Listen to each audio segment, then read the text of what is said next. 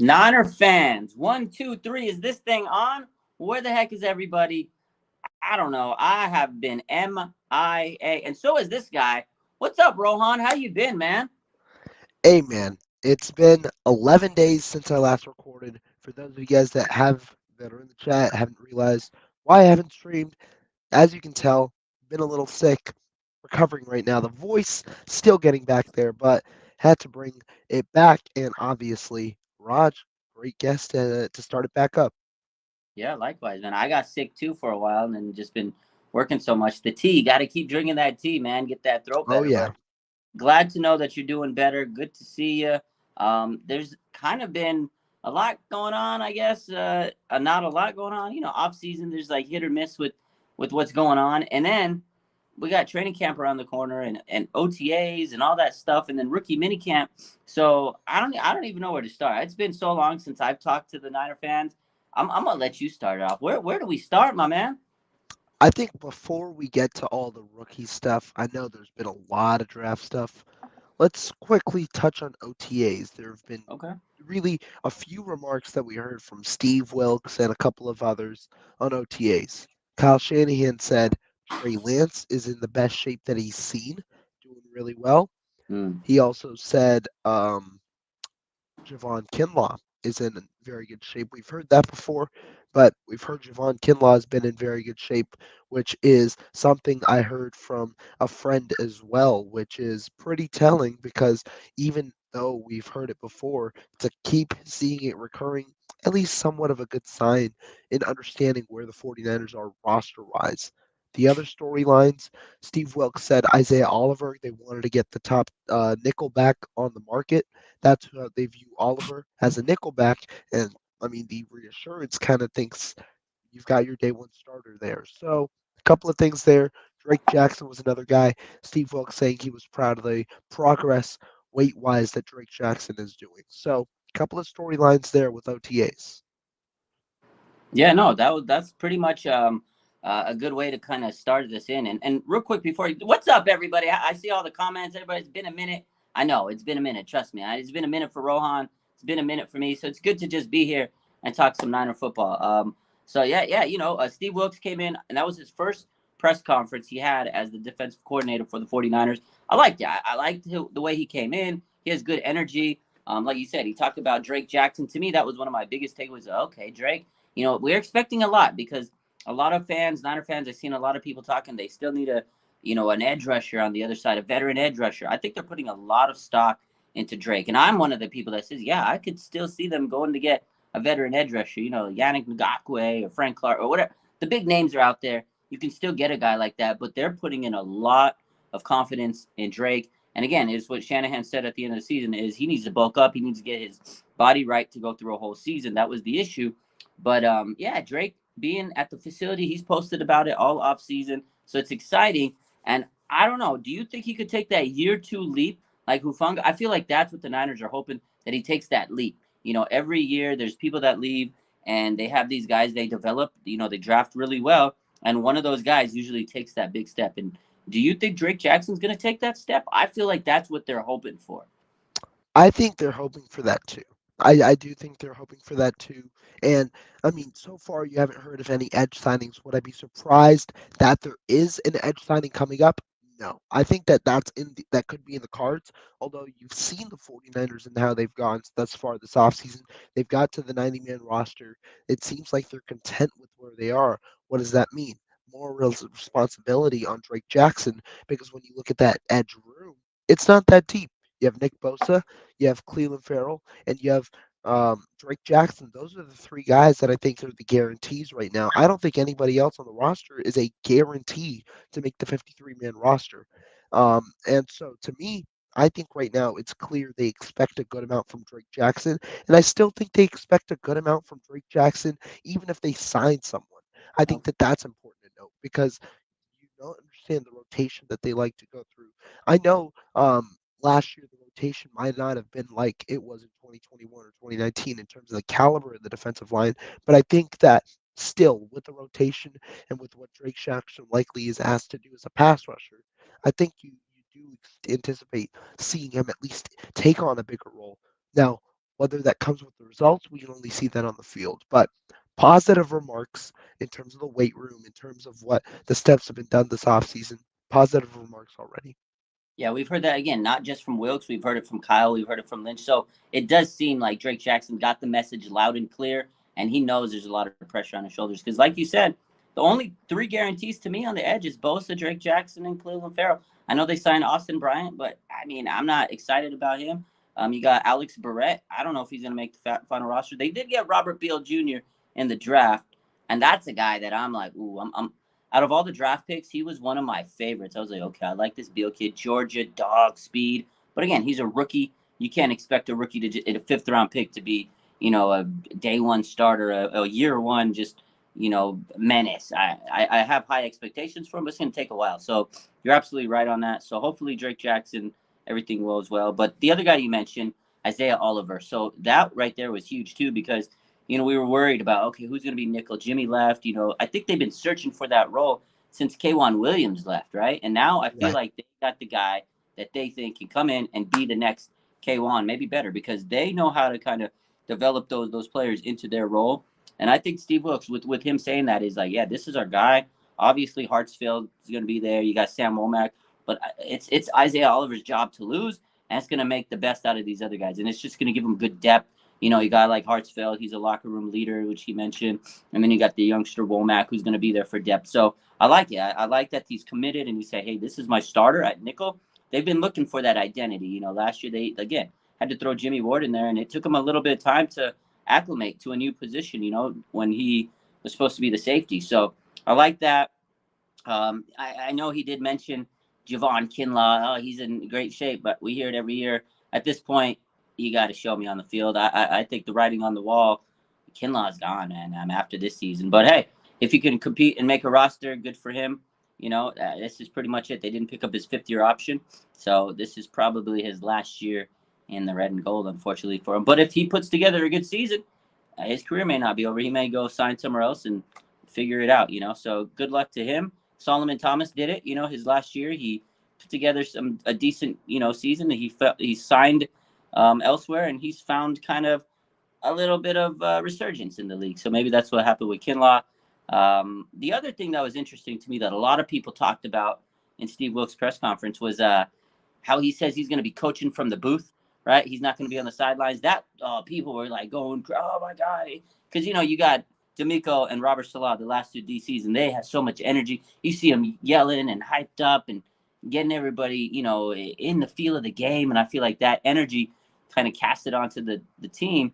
But I mean, I see it. Everybody coaches their own manner. He's going to have a different vantage point of the game, and that's just his style. So, what do you take out of that? Are you worried that he's not going to be on the field like a lot of Niner fans were? I don't think worry is the word I have in mind. It's more so I'm intrigued how this situation plays out because it's not only an adjustment for the Niners, right? It's also an adjustment for Wilkes. Wilkes was just an interim head coach.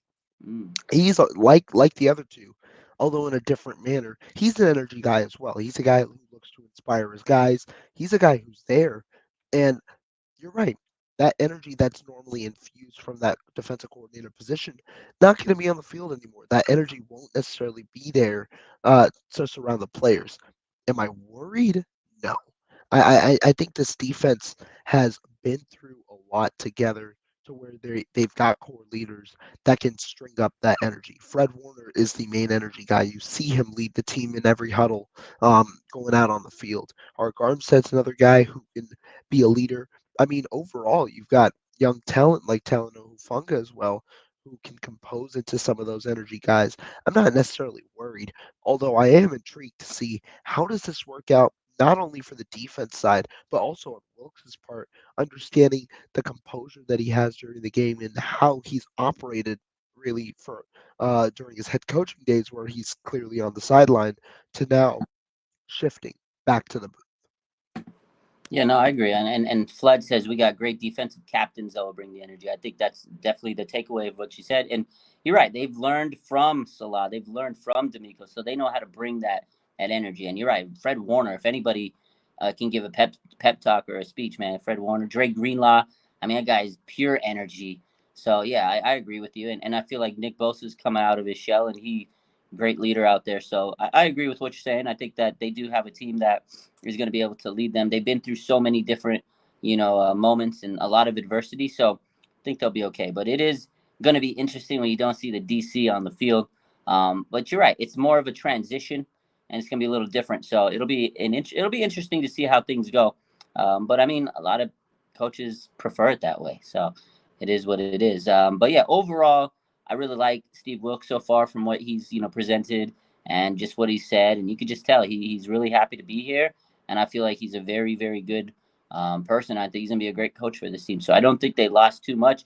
Every year when they've lost to DC, it's like they've really been able to replace with the quality coach again, Salah and D'Amico, and now you got Steve Wilkes, who has been a head coach himself. He's been a defensive coordinator. He's been a DB coach. So I think that right there is one thing that really intrigued me is he's got a history of being a DB coach, and that's one area where I feel like the 49ers have kind of been hit or miss over the last couple of years.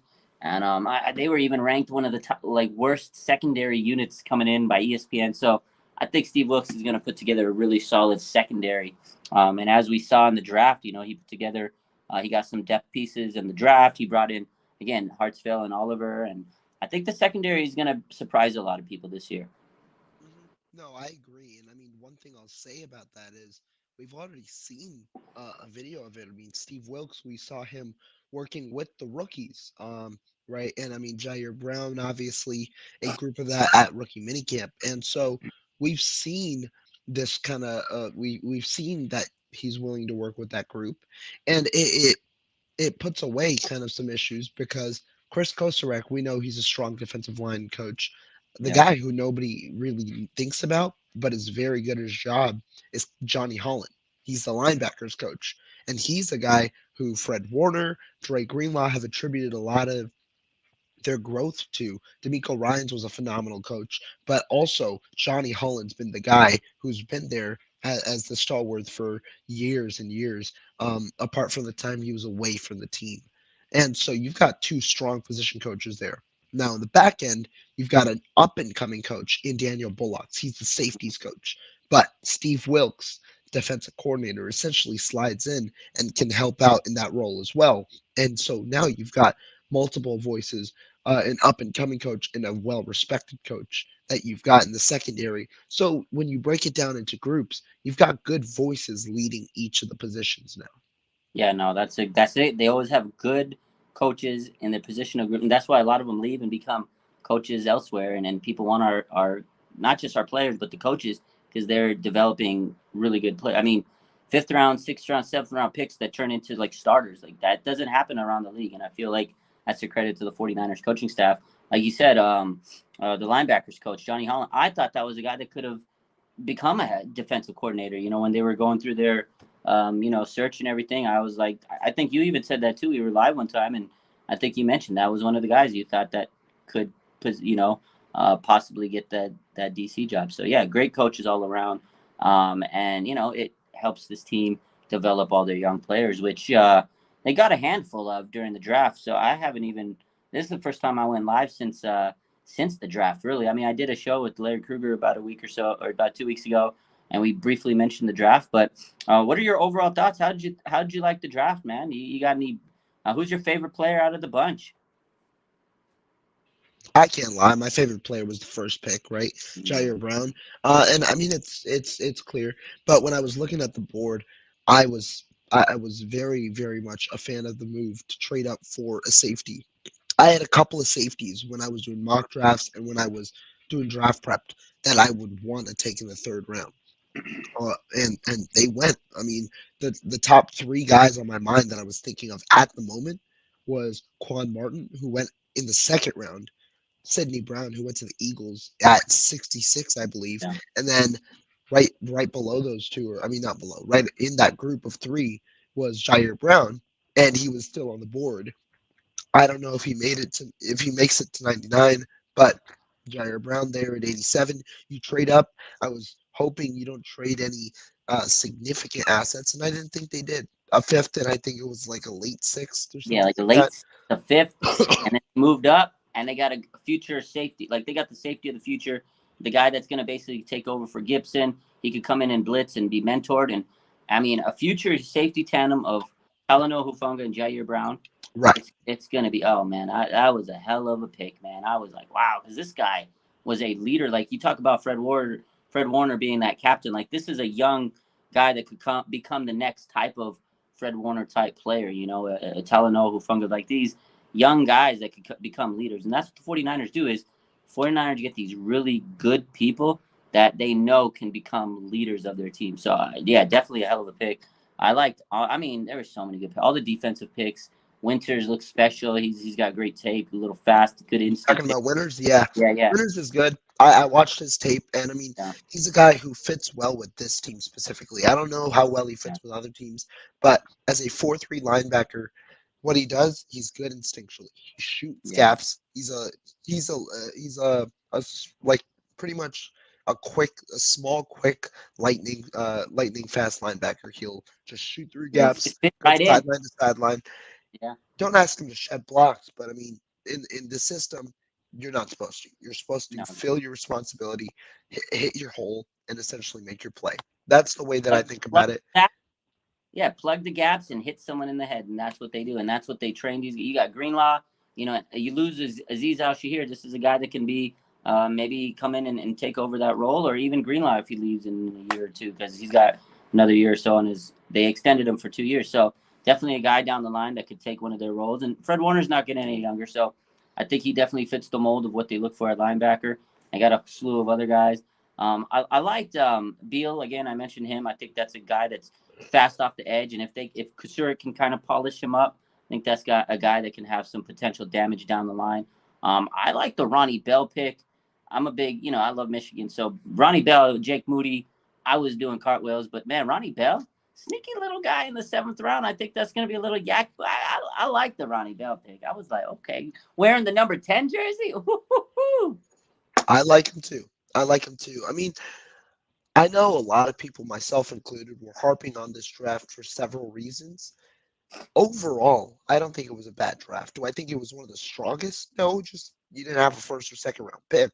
I mean, and it's tough to if you don't necessarily have the best value at your top picks. But a lot of the late round picks the 49ers normally do. I thought that they were good. D winners, even the 5th round picks, Darrell Luther. Mm. I like the corner. He was one of my top corners. I would have taken him in the 4th round, and I liked him. There was a string of corners that I thought I liked, and I liked their move in waiting to select a cornerback, understanding the riches at the position in this draft. Luter's a guy who I think will provide good special teams depth, and then eventually maybe compete for a starting job somewhere along the line in a couple of years. But we got to talk about the controversial picks, right? Yeah. Let's go to round 3 Yeah. because Round three. you and I don't know what your opinions are. I haven't heard them yet. Let's go to 99 first. Kicker, 3rd round, highest ever since 2016, second highest ever in the last 12 years or 10 years, I think. Go for it. Yeah. His name is Jake Moody, a kicker in the 3rd round. That sent shockwaves. 49ers Twitter was I think they're still kind of recovering over the fact they pick a kicker. Honestly, I loved it. I love Moody. Before the draft, I said, hey, go and get Jake Moody. You know you need a kicker. Zane Gonzalez, you can't rely on the leg of Zane Gonzalez. He had a quad tear or a quad injury the year before. He missed the whole season. Like this guy's leg is messed up, and you're a kicker. That's your bread and butter. If you're gonna rely on a kicker whose leg is messed up, you better just cut ties and figure something out. And again, one thing that they mentioned was he was a kicker, not the kicker. And they said, look, we had a starter at every position except the kicker, and they went and got a franchise kicker. I know it might be crazy for people, but it was at the tail end of the third. So if you really think about it, it's a 4th round pick. And the Patriots, right after the Niners took a kicker in the 4th round, they wouldn't got a kicker, so they probably wouldn't have got Jake Moody. I get it. It's not the flashy pick. I get it. It's there's other depth pieces they could have got, but at that point in the draft, you're not going to get a starter at other positions. Like you said, cornerback, you got a good value guy in Luther. So, and everybody else is just depth that you can develop for the future. They weren't getting a quality starter at that point. So why don't you just go and get a quality starter with a kicker? And this guy might become a 10-year player on the Niners, and he can kick touchbacks. We don't have to worry about field position. It's going to help the game. And again, you don't have to have your punter go out there and fatigue his leg out to kick a touchback to, after you score. So, and the guy's got a leg. So if he can, have accuracy, I love the pick. I love the Jake Moody pick. I'm a fan. Now, we've got to disagree on this show I love it. every once in a while, and here's my disagree. I didn't, and I'll be honest. I mean, I didn't like the pick, and I just thought it was a reach. And I understand the justification. A lot of people saying, and I mean, the 49ers said it themselves. Kicker was he wasn't going to be there. And I mean, the Patriots took one at 110. I don't Yeah. think that justifies it though. I think that that just proves that both picks were reaches. When you look in the history of the NFL, and when you even look just, I'll pull short-term and long-term history in the NFL. It's just not a pick that resonates with how the NFL works.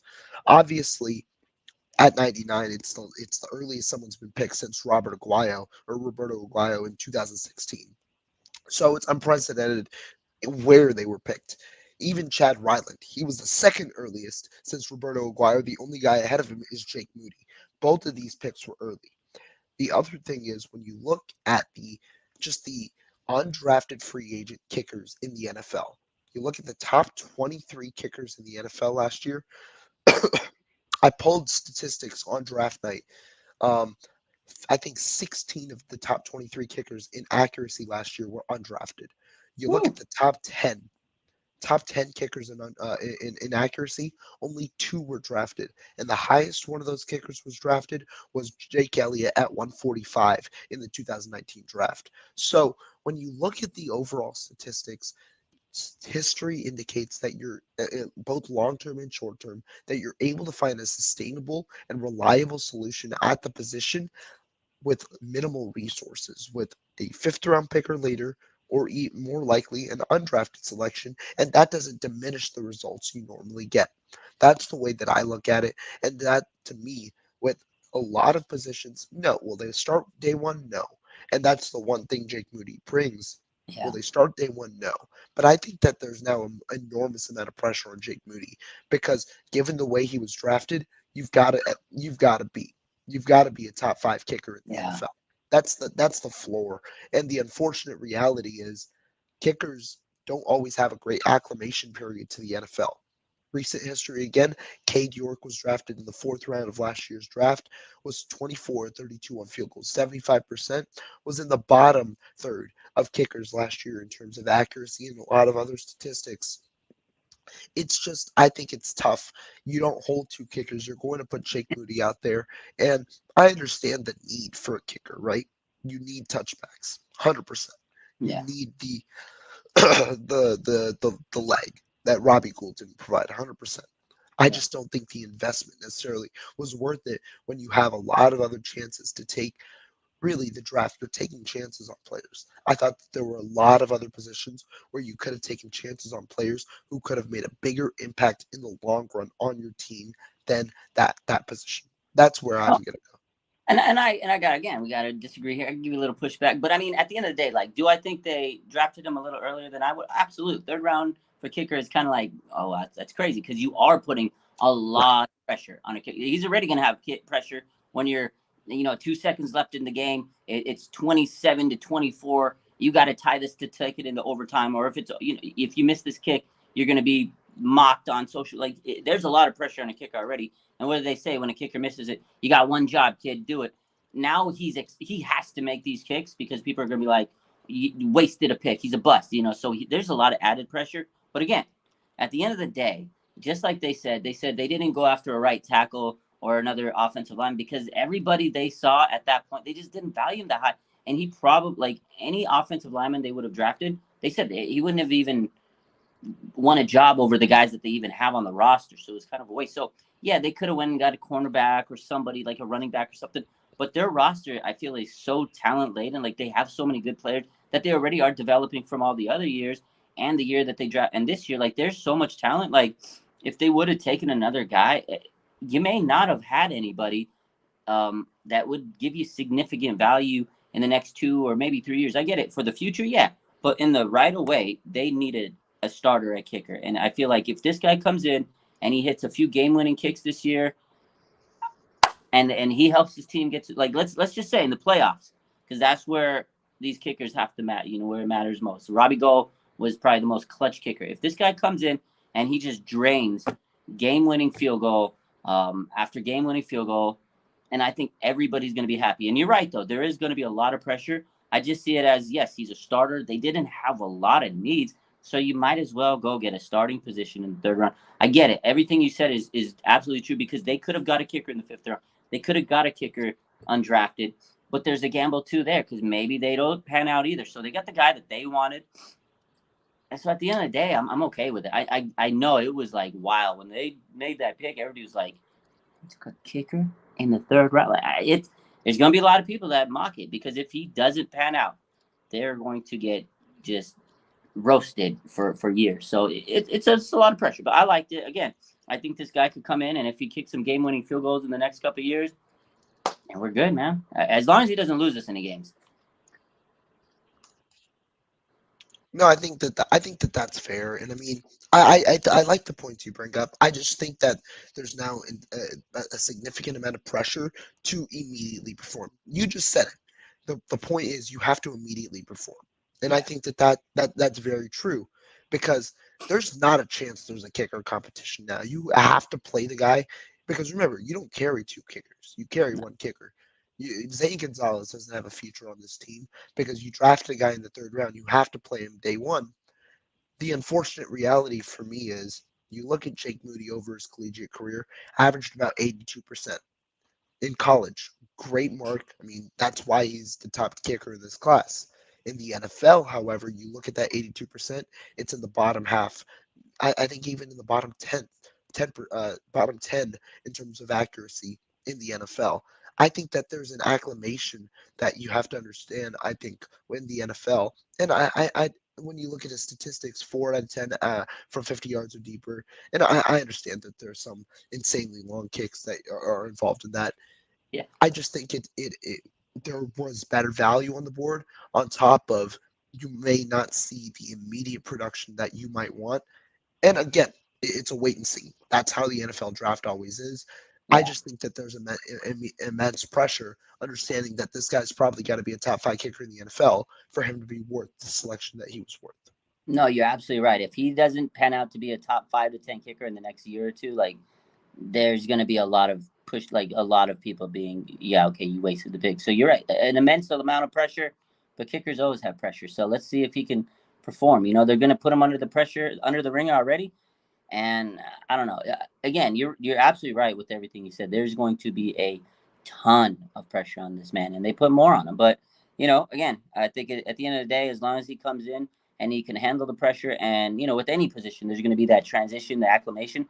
It's not easy to come right into the NFL and dominate. So it's going to be harder for anybody. It's like what we talked about with Drake Jackson last year, second round pick, a lot of expectations. He didn't make it through a whole full season because that right there is that acclimation point. So it'll be interesting to see for sure. And again, the 49ers have so much young talent on this roster. So it's like, who do you even draft? I know there's a lot of value on the board, but at some point you draft all these players and they're just going to be sitting on the roster, and and then they're being wasted. And then if you have to cut someone to make roster space, it gets tricky. So there's a lot of, logistics that go into it that I'm glad I don't have to deal with as a GM. So let them figure it out. But it definitely was a very, very, very controversial pick. And we're not going to know because, like you said, it's a wait and see.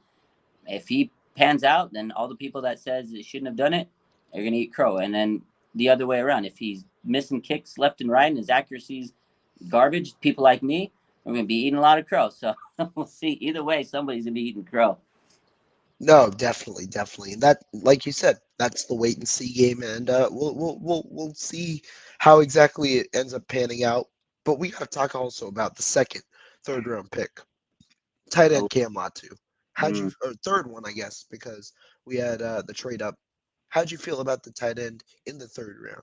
So they have been. I know they did a lot of research on tight ends. We heard about that going into the draft. We knew they were going to get some tight end help, but they've added a lot of tight ends over the last couple of weeks. They brought Fumagalli back. They signed another tight end. At the end of the draft, towards the end of the draft, right? They got Cameron Latu. I mean, I don't hate the Latu guy. I don't hate him, but to me, this was a reach. I was like, again, I was happy with the Jake Moody pick.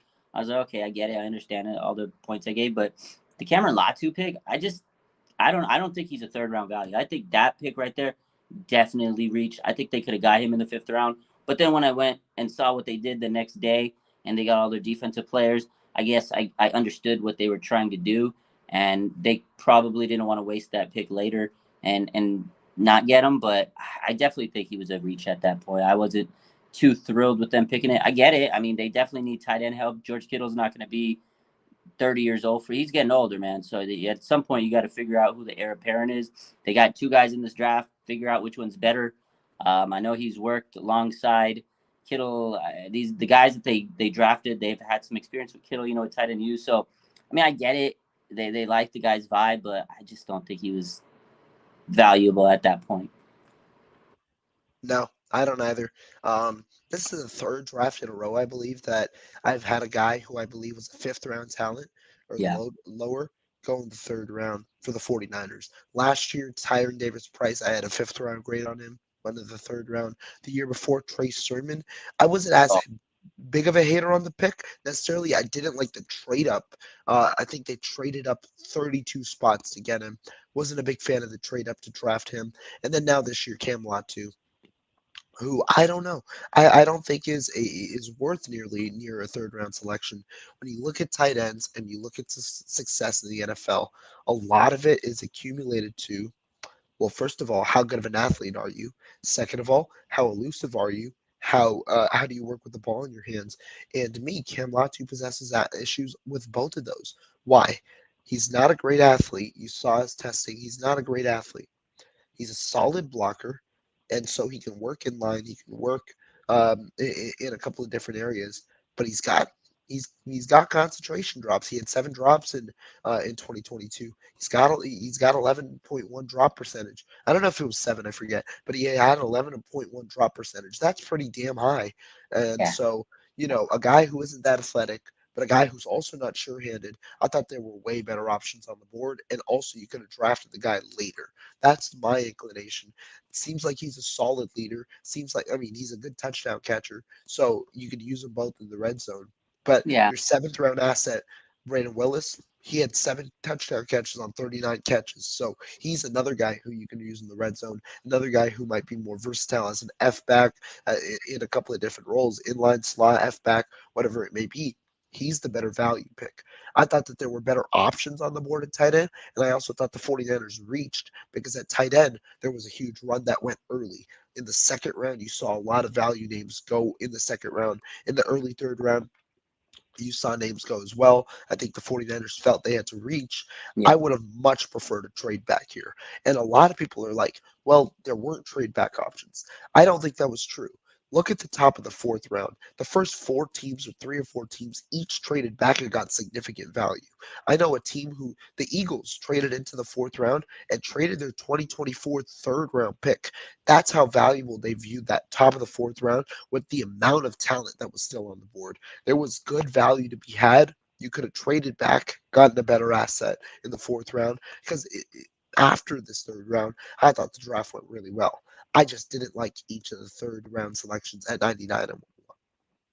Yeah, no, I feel like once they got to that fifth round, they kind of settled, and I loved all those picks in the fifth round because that's again, like I said, I was like, okay, I see their vision, I see what they're doing, and after that, it was smash after smash. I was like, okay, but again, I feel like I think one thing they did was maybe they did get a little anxious because when some of these other tight ends were off the board that they probably had on their board, they were like, okay, we got to take this guy because we have him. We don't know if we're going to get him later because we want to make sure we get those defensive guys. I think they were so set on the guys they have to get. Like they're not a team that strays from their draft board. If he's on their board, they got to go and try to get him. I feel like and they feel like he works out, and I think that's maybe what happened. They definitely reached on that pick. I thought he was a fifth, Yeah. and then I they went mean, and got another but tight end just in case. They were like, well, okay, just in case. I think that's why they went and got another tight end. Also, too, the second tight end they got Willis is a lot more versatile, like you said. So maybe if Kyle Juszczyk is the end of the road in a year or two, maybe this guy could come in and play that juice role. I don't know because of his versatility. Maybe they're thinking about that, but I don't know. Latu to me again, it was definitely a reach. I mean, I know you got Kittle and a slew of other guys, and you're going to go out there and see if they can come in and Kittle can teach him. Because again, I mean, when Kittle came into the league, he wasn't this big touchdown guy. Obviously, he was known for his blocking. He blossomed, but his athleticism far superior than Cameron Latu's coming into the league. So I feel that is a huge difference. Kittle, you see, like if you look back, you're like, oh man, he was untapped potential. This guy Cameron Latu right now, I just don't see it. But hey, you never know, man. You got Kittle, maybe he can teach him the ropes and get him up. But again, I was a little surprised when I saw that. I was like, okay, oh Yeah. wow. I mean, I did think they were taking a tight end with the neck with one of their first 4 or 5 picks, but when I saw them go, okay, Jair, they trade up, and then they went and got Moody. I was like, there's no way you're gonna tight end at this point, and they did. I was like, whoa, okay. I was definitely shocked. And again, out of all the tight ends, I wasn't too impressed with this guy because he was at Alabama, like red zone machine type guy. 49ers, they got a lot of other type of weapons in that red zone. So, I mean, I don't even know how much this kid's going to even play as a rookie. And that's kind of a high value pick, 3rd round. Like you said, by this point of the draft, there's a lot of guys that are still valuable because a lot of teams do reach. So, like some of the guys that people miss on are sitting there. And that's why, like you said, at the top of the 4th, people are like, oh my God, well, I can't believe he's still around. I can't believe he's still around. So, I agree. They definitely missed out on some value there. I think I had, when you look at the tight ends on the board, the next 4 tight ends that were drafted, I had higher grades on than Cam Latu. Yeah. Each of them. And the 49ers, the reason that I think this pick even hurts more is that they completely misjudged the board. They selected Cam Latu at 99. There wasn't a tight end selected until the 5th round. Not a tight end selected until the 5th round. I think the first one was 147. Wow. And that was Josh Wiley, a guy who I thought was a good pick in this class, a solid pass catcher, and even a fairly solid athlete. I thought that he would have been a better pick in this class. And so to me, I mean, overall, Wiley went. Then a very athletic Will Mallory went at 162. Payne Durham, not an athlete, but a very surefire hand guy. He went at 171. Davis Allen went at 175. I thought each of those 4 guys could have been better than Cam Latu as a fit. And the better part is you get him in the 5th round. So if you trade back, you can recoup additional assets, maybe find a way to trade up, and then you could have picked a better tight end later in the class, understanding how this board went. There were a lot more options, I thought, and a lot, not a lot better, but better prospects for me. That when you're looking at tight end in this class, I think not only are you looking at immediate contributors, you're looking who can best replicate somewhat of the production that George Kittle had in the event that you leave. I just don't see the connection between Latu and Kittle physically and game wise. Kittle was a solid coming out. He was a great athlete. And he was also a great blocker. I think Yeah. Latu's a solid blocker. I don't think he's a great athlete though, and I think that there are some issues with his hands where when the transformation from blocker to pass catcher, that might be a little more sudden in the NFL. Of course, he can fix some of those issues. We'll see how it goes in the NFL. Just not my highest upside pick, is what I'd say. Yeah, no, I totally agree. I think we both in agreement. They reached, and there was a lot more value there. I don't see. I'm gonna let them continue to evaluate the players, and hopefully they make me eat crow. This is one I'm hoping that I definitely eat crow on because again, I like the second tight end they got Willis. I thought he was nice. I think that was a very valuable pick. So again, we'll see. I definitely was shocked when they left the draft and tight ends. I honestly thought it was gonna be a running back. I mean, you bring up Trey Sermon, man. That's the vibe I got. I was like, oh, they reached on this guy. It kind of gave me the Trey Sermon vibes. I hope that this isn't their next 3rd round bust because they've had a lot of 3rd round busts in the last couple of years. So I hope it's not, but it gives me that vibe. But we'll see. We'll see what happens. I'll give you a hot take before we move on. Go for it. I would have taken a running back over Jake Moody at 99. Oh, I Kyle would have taken Shanahan wanted to. He even I said, would have taken Texas's Roshan Johnson at 99. I thought he was a good running back prospect. Of course, when there are great running backs at 99 or in the 3rd round, they don't select them. they They finally see they don't do it. select other players. The But year there was great talent to take a running back, you ain't got a kicker. And I and Kyle, mean, even in past years, there was good talent. They just bypassed it for other players. yeah. Oh, that was probably one of the funniest moments after the draft when they asked him. They said, yeah, what was going on through the Jake Moody pick? He goes, I still can't believe I didn't draft a kicker. And then when he calls him, he goes, you better deliver because I didn't draft a running back. We took you over the running back. So He knows he wanted to take the running back. So it's funny, but they got some good players. I think they're gonna give TDP a chance. You got Jordan Mason, obviously CMC, who's so happy to be here, but Elijah Mitchell, the wild card. Can he stay healthy? I don't know. I think Jordan Mason has a huge year if Mitchell goes down again. Unfortunately, I think he might. I hope he doesn't, but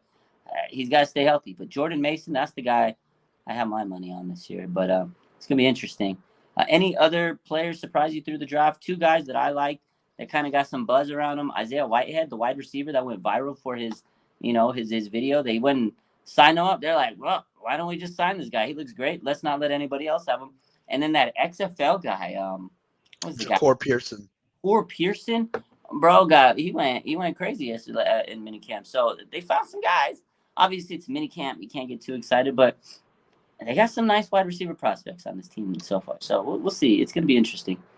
Yeah, some guys that catch my eye. I mean, Joey Shepard, Joey Fisher from Oh, Shepard, the yeah. offensive lineman. I think he was their biggest signing in terms of guaranteed money or in terms of the contract they gave out. Um, Obviously, a strong offensive lineman, and I mean, he's a solid developmental piece. You probably put him on the practice squad, let him develop. I forget his name, but there was a guy they put in the practice squad last year that David Lombardi tweeted out. Seems like he's coming in shape too. So maybe they're trying to get these developmental offensive linemen year by year, put them on the practice squad 1 year, get them to develop into their frame, but also develop into NFL caliber offensive linemen, and then give them a chance to compete. I think he was a solid guy that was there. I mean, Jack Coletto was a Mm, guy. Obviously, the versatile weapon out of Oregon State. And then whenever you see a running back that signs as an undrafted free yeah. agent for the 49ers, the main guy I think that I had my eye on was Callan Laborn out of Marshall. He's a speedy guy. I think they signed two. They signed Ronald Awatt as well. But Mhm. Callan Laborn and Ronald Awatt, two running backs. I think Callan Laborn is another guy who I'm keeping my eye on. Yeah, no, you're absolutely right. When I saw they got some undrafted running backs, I said, "Oh, future starters on the team." I mean, Jordan Mason undrafted. You had Matt Breida. You had Mostert. I mean, most of their running backs through the years with Kyle Shanahan have been undrafted. So you're absolutely right. Keep an eye on those guys. I think they have something in them that may push them onto this roster. So, yeah, anytime the Niners get a running back, it's kind of noteworthy. In undrafted, when they get third round running back, you might want to be a little irritated. But when they get those undrafted running backs, it's definitely nice to see. So yeah, I mean, overall, I was happy with the draft, but we're not going to know until they play. So we can sit here and hate on all the picks or be upset, but again, they might make us eat crow. So we'll see. But I feel like I feel like we had the same sentiment on most of the draft except the kicker pick, which again definitely controversial. But yeah, no, I feel like overall things have been moving right in the right direction. Mini camp, rookie mini camp, we mentioned that a couple times that happened, and then next week they start OTAs and they really start picking up the progress. Most players have been there. We've seen obviously Bosa stays in Florida, so that's one thing to he's not going to be there. But most of the players have been there, and it seems like there's no issues. Whereas last year we had Debo Gate and all that issues, but it seems like this year everybody's coming into camp happy, and we're ready to rock and roll. The interesting news that over the last couple of weeks, obviously Brock Purdy should be thrown in June, and we'll see how that goes. I think that's going to be something that really, when that happens, we're going to get a lot more closer to what might just be starting at the beginning of the season. So, and then the schedule. How'd you like the schedule? How you feeling about the schedule? Where's your head at on that? Schedule was interesting. I mean, we saw, I think it was what the miles thing that a lot of people were talking about, where like we're flying, I think the second most miles. If Yeah. we look at the schedule itself, there was a certain stretch that caught my eye. I believe it's weeks 12 through 14, if I'm not mistaken. It's where the 49ers travel on a Thursday to go to Seattle, just like they did last year, then come back home to face no, go on the road to face the Philadelphia Eagles, and then come back home to face the Seattle Seahawks. Seahawks, again, we've had their number last year, 2-0. Gino is still the quarterback and all, but I think that that's a tough stretch. Going to Seattle on a Thursday on short notice, then facing the Eagles, then coming back to face Seattle. I think that that's one of the tougher stretches. The inclination that I get from this schedule is I think the 49ers need to get a stronger start Yeah. because you start against the Steelers, the Rams, the Giants, the Cardinals. I think out of those four, you want to try and start 3-1. The Steelers, I think that's a tough one because you're going on the road against that Pittsburgh defense week one with I don't know who's going to be the quarterback. Maybe it's a high leverage situation. Maybe Jake Moody gets to play. But I think that that's one that they've probably got penciled as a win. That's going to be in a tough environment to start the year. The 49ers haven't started strong. That's one I think they need a win. And that's another game I'm looking at. That tough environment in Pittsburgh where you hope that they end up pulling that one out. No, I agree. Pittsburgh definitely is a tough opener. I mean, I know we should be able to cruise on them. TJ Watt's going to be healthy this year. That's a big difference. Obviously, Kenny Pickett, maybe their starter. We don't know how he's going to be if he's the starter, but they got a good coach. Mike Tomlin versus Shanahan should be fun. It is on the road.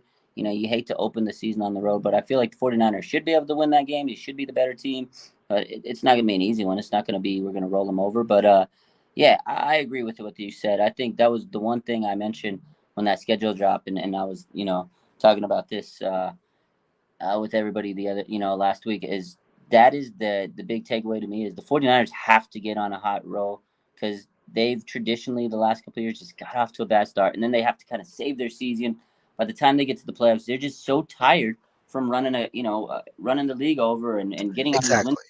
They're so tired, man. So by the time they get to the NFC Championship game, they're wiped out, man, and they're not hitting their peak. So I agree with you. Get that bye, get home field advantage, start strong. I mean, I know you start 2 games on the road, but their first 4 games are very winnable. They should be 4-0 to start the season. They should, but anything can happen. They I should, but it's a tough one. It's a tough one. The Yeah, good it's thing is not easy. they get a nice home stretch, right? They get that week 3 to week 5 stretch, and that's the critical stretch, right? Because let's just go with what's happening with the quarterback situation.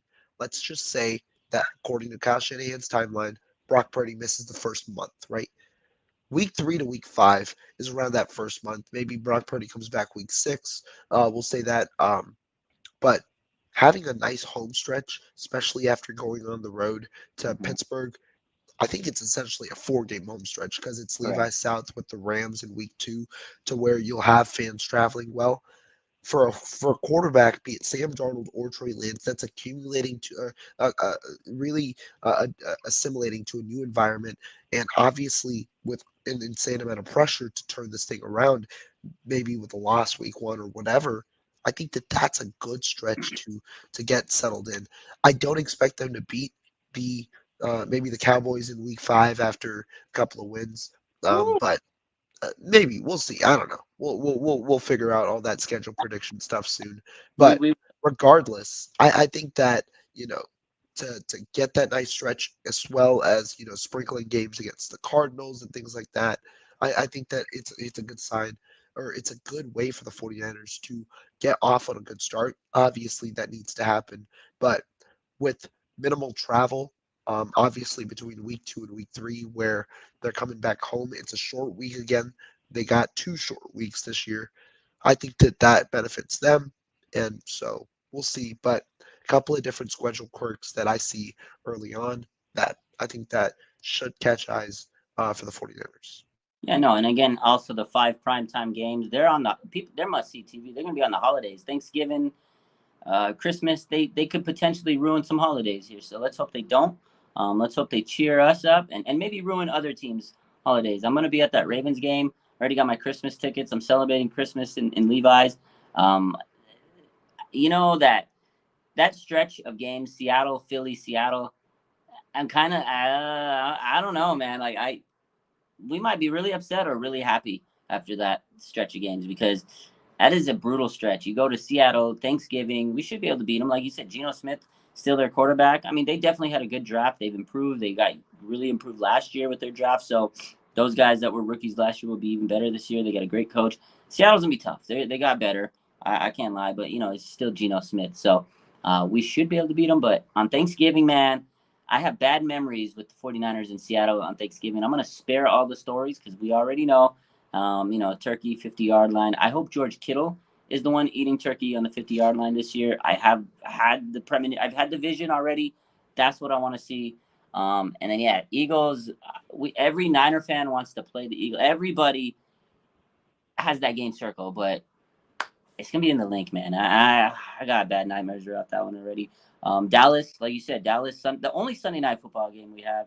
I got to get to that one, but I don't want to start slow. But that could be one of those games where we're just overlooking things because after that we got Cleveland. Cleveland's a low key underrated. I actually have that game as a loss. Like when I was doing, the schedule release that night, I actually have Cleveland as a loss. I think they're a very sneaky team.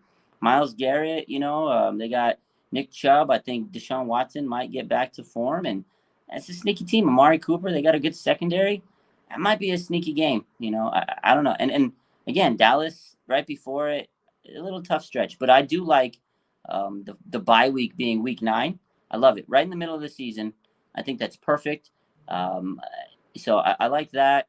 And then the other thing I didn't like though was the fact that we have 2 Thursday night. I hate the Thursday night games, and we have 9 road games as opposed to 8 home games. We got more road games than home games. I didn't like that, but you can't win everything. Yeah, you can't. But hey, it's gonna be a fun season, It fun is. schedule.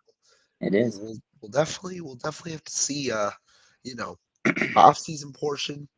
Then we get to the season. It's gonna be a fun ride for sure, as always with this 49ers team. I agree. So, how's your voice? You held up pretty good here, Rohan. How are we feeling? Hey, for those of you guys in the chat, for those of you guys that didn't come earlier, my apologies for the voice. Still kind of building it back. Was sick last week, hence why the voice is a little dead. But we made it through today's episode, so I appreciate everybody for hanging on through. Where if it sounds a little raspy or so, we'll be back soon and we'll be better. But Praj, I mean, it's a great show. Appreciate you obviously for coming on, and hey, man, great way to come back to YouTube after a little break. Yeah, no, it's been a minute for both of us. So good to have you back. Definitely, we'll have a lot more to talk about soon. I can't wait for the season, man. I'm tired of just working, and not having any football to look forward to. So hopefully the season can get here. But appreciate you, and I'm glad you were able to hop on, even though you were nursing the sore throat. But hopefully that voice gets better, and you keep recovering, man. Appreciate you, Rohan. The chat. Glad everybody was here. Good to see everybody again today. Keep it up as always. The chat's always lively. We love it. We appreciate it. So have a good rest of your night, and let's go Niners. Yes, sir.